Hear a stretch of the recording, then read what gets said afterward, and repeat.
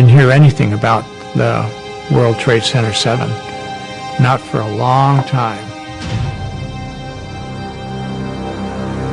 And we'd never experienced, prior to that day, a steel frame building collapsing due to fire. It just didn't happen.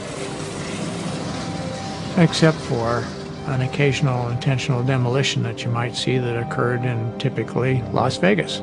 It suffered some minor damage when one of the towers collapsed, but there was no explanation for why that building would collapse in that manner. It fell because thermal expansion caused a fire-induced progressive collapse. Typically, let's say if you have an airplane disaster, you have the FAA and the investigators gathering every little piece of that plane and piecing it back together. So it seems very strange that all the steel, except for one little piece, was taken away. It went to foreign countries and it was melted down and turned into something else, with little or no consideration given to the significance of the material. We did not find any evidence that explosives were used in the collapse of Building 7. The way the report is written leaves one to believe that the report's upside down. They already had the answer. They just needed to figure out how to get there. Their whole approach was in violation of the scientific method. The roadblock is that these professional organizations are being presented to the public as if the engineering profession stands behind the NIST reports. When the membership is actually made aware of the contents of those reports, they do not believe them. There was just this silence in the academic world about this subject. So we began looking around for someone that would be willing to undertake such a study. We ran across Professor Halsey up at the University of Alaska at Fairbanks. My name is Leroy Halsey, that's my middle name, and I'm a structural engineering professor here at the University of Alaska Fairbanks. It's my intention, quite frankly, to not have a point of view about what may have brought this building down. But I think what we can do is to eliminate those things that could not have happened. Now this has everything to do with the response under a fire situation.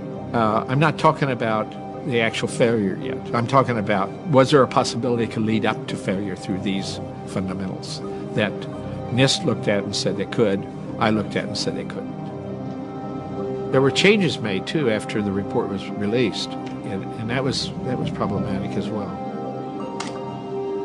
The thing that threw me for a loop is that I thought surely the progressive collapse and the collapse understanding would have been more clear. We spent almost a year on that issue alone. They went through every single one of the components, the initiating events, the beam failures, the column failures. Every one of those events was impossible to show to make the building collapse the way it came down. It was impossible. Every column in the building needed to fail almost simultaneously for the building to fall in the manner that it did. So what does that really tell you?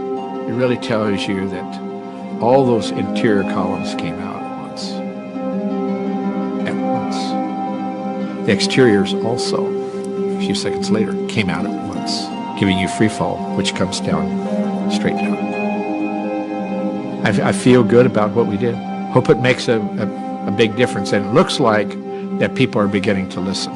Dr. Leroy Halsey, a civil engineering professor at UAF, he led a 4-year study which reevaluates whether Building 7's collapse could have been caused by fire. Halsey says his findings were a resounding no. The work that we're doing is ultimately going to make the difference. I have that confidence because I know the truth always comes out.